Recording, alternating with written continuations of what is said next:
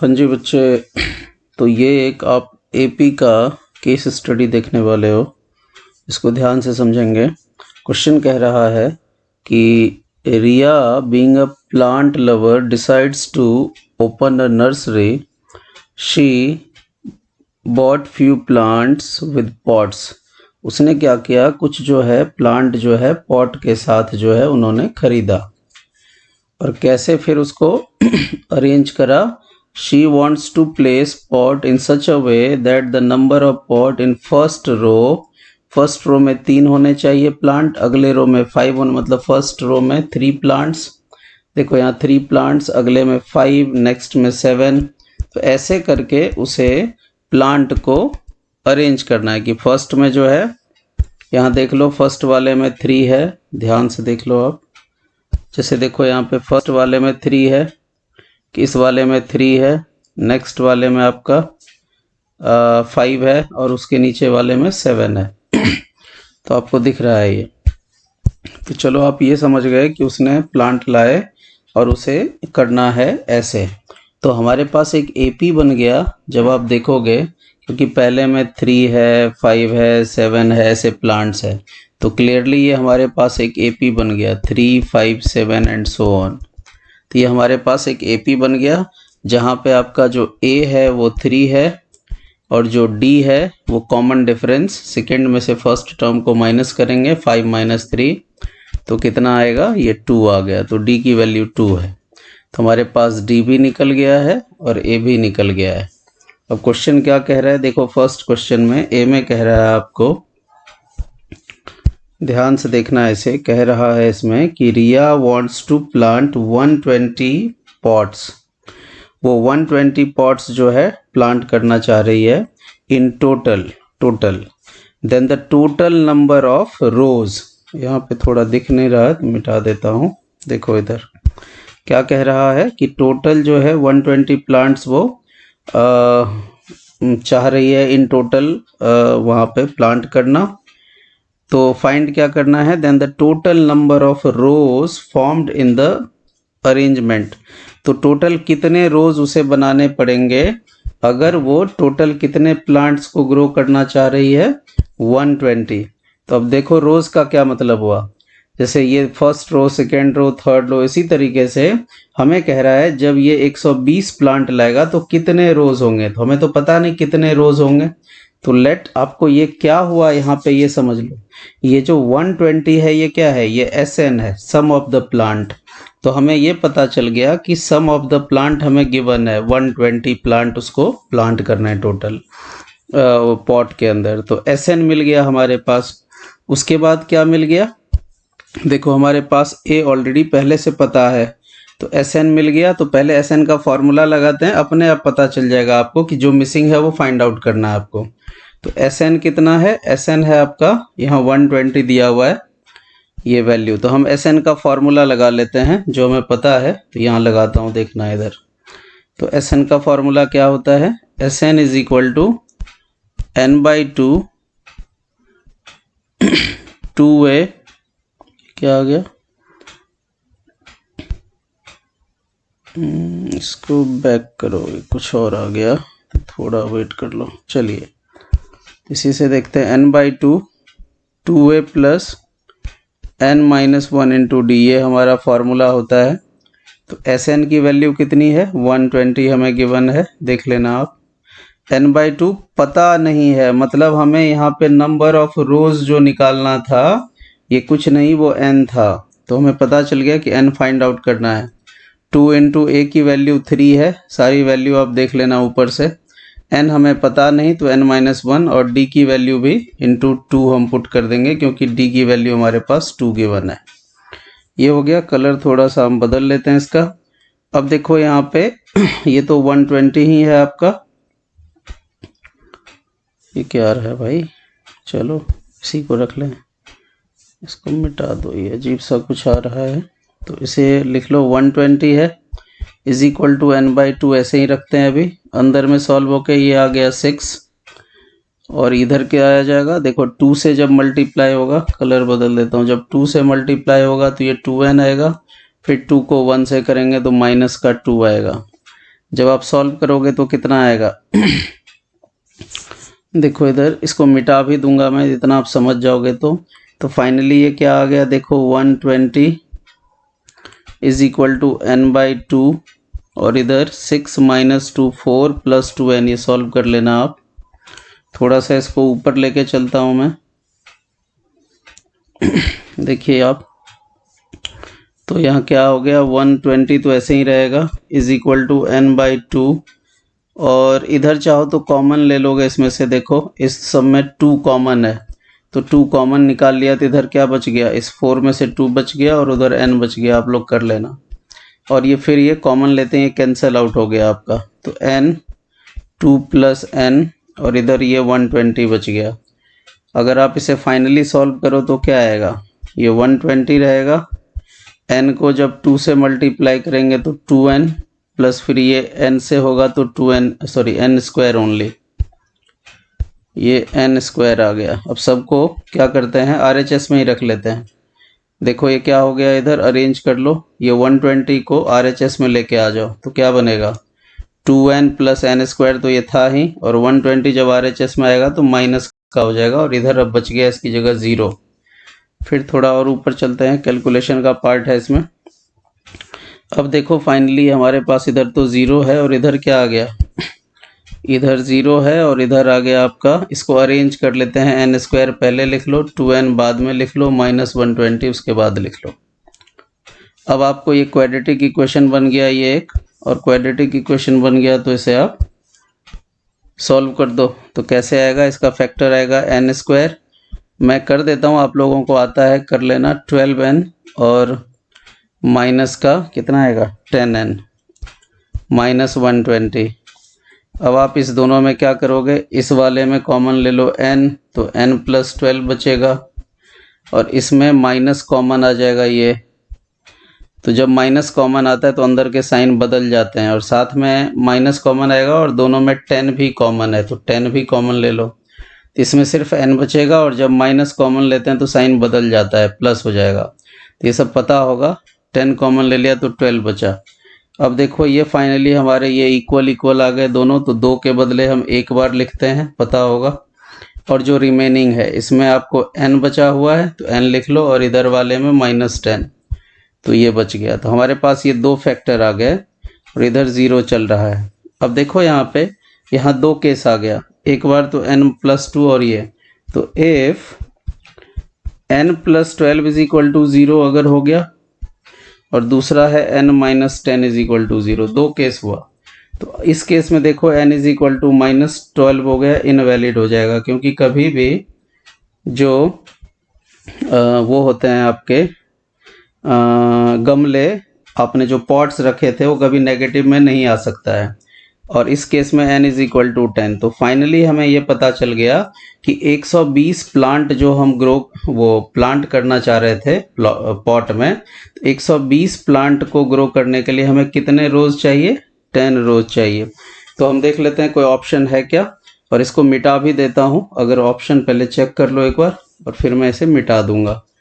तो देखिए फर्स्ट का 10 आंसर है, सेकेंड वाला राइट आंसर है, तो इस तरीके से हमें ये समझ में आ गया। तो मैं इसे मिटा देता हूँ, तो इसको थोड़ा सा और यहाँ ले आते हैं और दूसरा क्वेश्चन करते हैं पहले, चलिए। तो इसे मैं मिटा देता हूँ, ये भी मिटा ही लेता हूँ, उसकी ज़रूरत तो ख़त्म हो गई ना। चलो आगे देखो।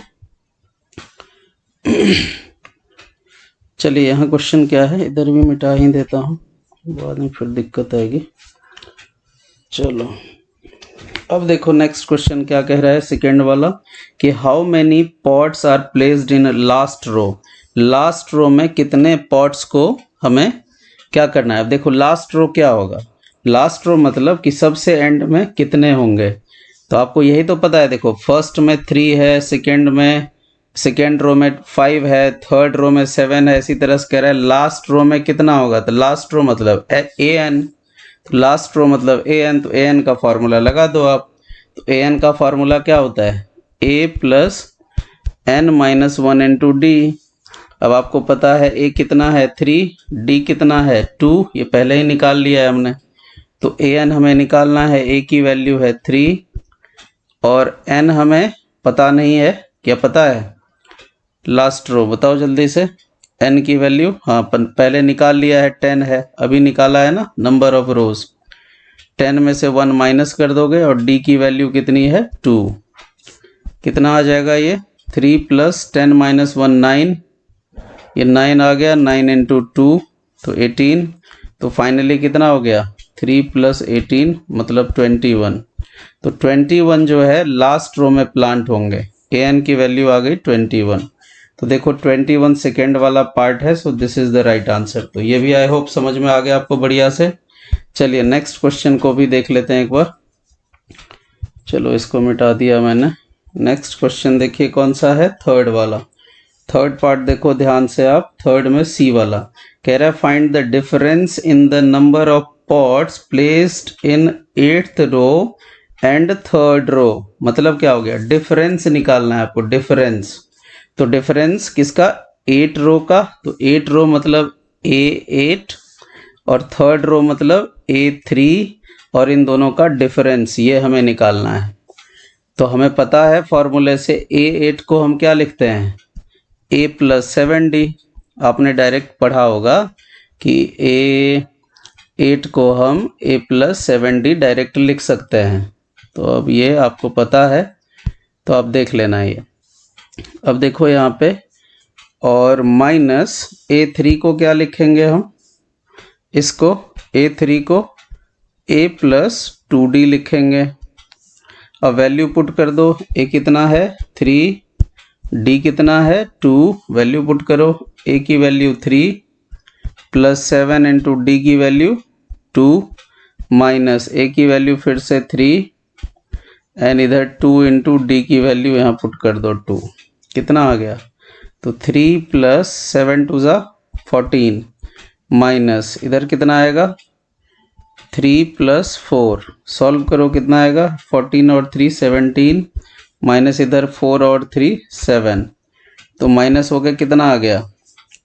कुछ गलत तो नहीं हुआ? देख लो 10 आ गया, 10। तो ये देखो ये वाला जो है इसका डिफरेंस है। तो ऑप्शन है कोई 10? Yes, first part is the right answer. तो आई होप आपको आइडिया लग रहा होगा कि हम कैसे क्वेश्चंस को अटेम्प्ट कर रहे हैं।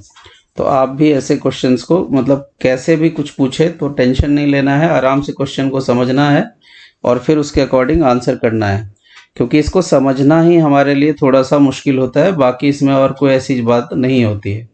चलिए अब देखिए डी पार्ट को। डी पार्ट क्या है? देखो डी पार्ट में कह रहा है कि रिया हैज सफिशिएंट स्पेस फॉर के रोज। कह रहा है कि जैसे इसके पास कितने रोज है, ये फर्स्ट सेकेंड ऐसे कर करके टोटल जैसे n रोज होता है उसी तरह n हटा के इसने k रोज लिख दिया कि टोटल k है। जहां n लिखते थे वहां k लिख दिया, तो टेंशन की बात नहीं है, बस इतना किया है इसने। तो हमने क्या देखा यहाँ पे कि कह रहा है उसके पास k रोज है। Then how many total number of pots are placed by her with same arrangement. मतलब टोटल अगर k रोज है तो उसको, अब देखो ये थोड़ा ट्रिकी हो गया एक तरह से क्वेश्चन। अब ये ट्रिकी कैसे हुआ ये समझिए आप। देखो ध्यान से देखना इस क्वेश्चन को, ये थोड़ा ट्रिकी वन है।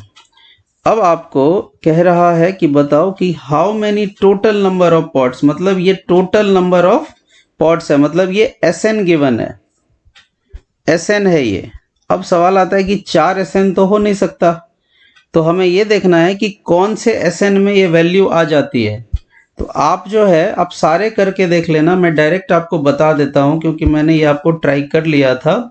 ये वाला थर्ड वाला जो है ना, ये एक्चुअल में आता है, कैसे आता है मैं वो बता देता हूं। जैसे लेट कर लो आप कि थर्ड वाले को मैंने, जैसे डी का थर्ड पार्ट, ये क्या है 255 और ये हमारा क्या होगा SN होगा, क्योंकि हर कोई SN लोगे। तो जब इसका निकालोगे तो एग्जैक्ट आपको इसकी वैल्यू आएगी, और किसी का जब सॉल्व करोगे तो किसी का वैल्यू नहीं आएगा सही से। अब यहाँ देखो आप, SN की जगह यहाँ पे हम क्या कर देंगे, SK कर देंगे, क्योंकि हमें K के बारे में बात हो रही है यहाँ। तो फॉर्मूला क्या बनेगा, n/2 लिखते हो ना सम का फॉर्मूला, या चलो डायरेक्ट यहाँ से कर देता हूँ, एस के इज इक्वल टू फॉर्मूला क्या होगा, n/2 लिखते थे तो k/2, 2a प्लस n-1 लिखते थे तो k-1 इंटू डी। अब देखो एस के हमें गिवन है 255, तो 255 लिख दिया, इज इक्वल टू k/2 लिख दिया, इधर 2 इंटू ए की वैल्यू कितनी है, 3 है ना, 3 है, 3 था ना भाई, के ए जो है 3 था ना, हाँ 3 था, प्लस फिर के की वैल्यू पता नहीं -1, डी की वैल्यू 2, इस तरीके से हम वैल्यू पुट कर देंगे। तो 255 इज इक्वल टू इधर कितना आएगा, k/2, इधर आ गया 6, प्लस 2 से मल्टीप्लाई करोगे तो 2k, फिर इसको 1 से करोगे तो -2, ये कर लेना आप, पीछे कराया हुआ है मैंने। 255 इज इक्वल टू k/2, इधर 6 माइनस ये 6 और -2 जो है 4 आ जाएगा, प्लस 2k आ जाएगा। फिर इसमें से हम कॉमन ले लेंगे जैसे हमने पीछे करा था, तो इसको एक बार पहले मिटा लो। चलिए इसको मिटा दिया हमने। देखो इधर आगे का सॉल्व करते हैं, यहाँ पे 255 एज इट इज़ रखो आप, और इधर देख लो आप k/2 आ गया, और इधर जो है कॉमन ले लो आप, इसमें से कॉमन ले लो, इस वाले टर्म में से। देखो इसमें कॉमन है, क्या कॉमन है, तो पहले तो इनटू लगा दो और इस दोनों में से 2 कॉमन निकल जाएगा, तो 2 कॉमन आ गया, ब्रैकेट में 2 कॉमन लिया तो इसका 2 बच गया, और इधर ओनली k बच गया इसमें, तो कॉमन लेना आता है, आप देख लेना, 2 से 2 कैंसिल आउट, तो इधर क्या बच गया, 255 is equal to k, 2 plus k।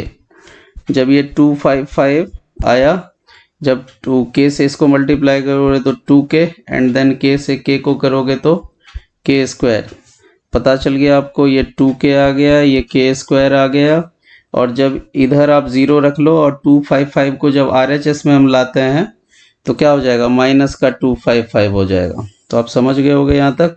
थोड़ा और नीचे चलते हैं, थोड़ा सा लेंदी बन रहा है लेकिन समझना ज़रूरी है। चलिए अब देखो यहाँ पे ये तो 0 आ गया, इधर क्या आ गया, इसको अरेंज कर लो तो k² प्लस 2k माइनस 255, ये अरेंज हो गया। अब जब इसका फैक्टर निकालोगे तो एक्चुअल में निकलेगा इसी वैल्यू के लिए, जैसे देखो k², यहाँ आप जब करके देखोगे तो एक 17 के आएगा, -15 के आएगा, और 255। अब यहाँ से k कॉमन ले लिया हमने तो क्या बचेगा, k प्लस 17, और इधर -15 कॉमन ले लोगे तो भी बचेगा, साइन बदल जाएगा, माइनस का प्लस हो जाता है, ये आपको सिखाया था अभी थोड़ी देर पहले, अगर भूल गए हो तो। अब देखो यहाँ पे ये और ये सेम है, तो ये दोनों एक साथ आ गया, k प्लस 17, और इधर बच गया k -15। तो आपको यहाँ फाइनली k की वैल्यू निकलेगा, यहाँ से निकल जाएगा k इज इक्वल टू आपका -17 जो इनवैलिड होगा, और यहाँ से निकल जाएगा k इज इक्वल टू 15। तो हमारे पास k की वैल्यू आ गई ना, लेकिन आप जब सॉल्व करोगे और ये इनवैलिड हो गया आपको, तो जब आप सॉल्व करोगे तो किसी और केस में इसका आंसर नहीं आएगा। तो यही ध्यान से देखना कि ये 255 के लिए बस आंसर आएगा, जैसे यहाँ पे हमने जो आंसर निकाला है तो इसमें k की वैल्यू आया ना, जो भी आया था, इन सब में k की वैल्यू नहीं आएगा, तो आप समझ जाना ये सब नहीं हो सकता, only third option is correct. तो ये थोड़ा ज़्यादा ट्रिकी है और थोड़ा लेंदी भी था, आपको दिख गया ये, तो आप इस तरीके से इसे समझ लेना, मैं इसे मिटा देता हूँ। अब आ जाइए लास्ट क्वेश्चन पे, तो फाइनल आंसर इज 255। आप सबको चेक कर लेना, इन सब का नहीं आएगा k की वैल्यू, तो आप समझ जाओगे, अच्छा फिर ठीक है। अब आ जाइए ई ऑप्शन क्या कहता है, थोड़ा और ऊपर चलते हैं। ई ऑप्शन क्या कहता है, ध्यान से देखो, इसमें कह रहा है कि रिया है sufficient space for 15 rows, total उसके पास 15 रोज है, find the number of pots in third row from end. ये देखना एक ट्रिकी क्वेश्चन होता है ऐसा, तो पहले ये समझ लेते हैं, जैसे मान लो 15 रोज है इसके पास, तो आपको जब ये आए, ये फॉर्मूला होता है कि फ्रॉम एंड जब लिखा हो कहीं भी, तो हम क्या करते हैं, पहले इसका कॉन्सेप्ट देख लो, या डायरेक्ट कर ही देता हूं मैं। अभी हमारा क्या है, एपी क्या है हमारा, 3, 5, 7 एंड सो ऑन, ऐसे था। अब हमें क्या कह रहा है, टोटल कितने रोज है इसके पास, टोटल रोज है इसके पास 15, तो पहले 15th रोज में कितना वैल्यू आएगा ये निकाल के रख लो आप, यहाँ निकाल लो। A15 कितना आएगा, A प्लस 14D, A कितना है 3 प्लस 14 इंटू D कितना था 2, तो कितना आएगा ये 3 प्लस 28, तो टोटल आ गया 31। तो 31 आ गया, 31 आया कि गलत है, 31 आया ना, 31 आ गया, ठीक। तो हमें ये पता चला गया कि 15th टर्म की जो वैल्यू है वो 31 है। मतलब जब आप ऐसी वैल्यू लेके जाओगे तो लास्ट वैल्यू इसकी जो है, इसको डॉट डॉट डॉट करोगे तो लास्ट में इसकी वैल्यू 31 आएगा। तो हमें ये पता चल गया कि इस एपी का लास्ट टर्म हमने निकाल लिया। कितना है लास्ट टर्म, हमने निकाल दिया, इसका लास्ट टर्म है 31। अब देखो 31 तो लास्ट टर्म है, तो इसके पहले वाला टर्म क्या होगा, एक ये भी निकाल लो। इसके पहले क्योंकि दो दो का गैप है तो ये 29 आएगा। बस इतना कर देना। अब क्या करना है, क्योंकि हमारे क्वेश्चन में ध्यान से देखना आप, हमारे क्वेश्चन में कह रहा है कि थर्ड टर्म फ्रॉम एंड। तो जब भी ऐसा क्वेश्चन आए आपको कि जैसे थर्ड टर्म मतलब A3 फ्रॉम एंड, जब ये लिखा मिले आपको तो क्या करना है, ध्यान से देखना। सबसे पहले रिवर्स कर देना है AP को, मतलब जो ऐसे लिखा हुआ है उसको ऐसे ऑर्डर में लिख दो। मतलब क्या बनेगा, पहले आएगा 31, फिर आएगा 29 एंड फिर क्या आएगा 31 के बाद 29 के बाद फिर डॉट डॉट डॉट, फिर 7, फिर 7 के बाद 5 एंड फिर 5 के बाद 3, मतलब रिवर्स कर दिया हमने। अब हमारा न्यू A क्या हो गया, अब देखो हमारा जो न्यू A है वो नया वाला A वो 31 हो गया है, बस ये ध्यान रखना है। और जो D है वो सेकेंड में से फर्स्ट को माइनस करते हैं, 29 में से 31 को माइनस कर देंगे तो कितना आएगा, माइनस का 2 आ जाएगा। तो यहाँ पे आपका -2 आ गया D की वैल्यू। अब यहाँ वैल्यू पुट कर दो, A3 फ्रॉम एंड कह रहा है तो निकाल दो, यहाँ लिख देता हूँ third term from end is equal to, formula वही है जो A3 का होता है। A3 इज इक्वल टू क्या होता है, A प्लस 2D, बस ये फॉर्मूला लगाओ। A की वैल्यू कितना आया है 31 आया है, ये 2D 2 इंटू D की वैल्यू कितनी है, ये -2। सॉल्व कर दो इसे, थोड़ा ज़्यादा लेंदी हो गया लेकिन समझना भी ज़रूरी था इसीलिए मैंने आप पे। देखो इधर ये कितना आएगा 31 और ये यहाँ प्लस माइनस माइनस होके -4, तो फाइनल इज 27। तो देखो 27 इसका C पार्ट है, C part is the right answer, इसमें 27 है। तो आपको इस तरीके से बढ़िया से समझ में आ गया होगा। तो चलिए इसे बंद करते हैं जी।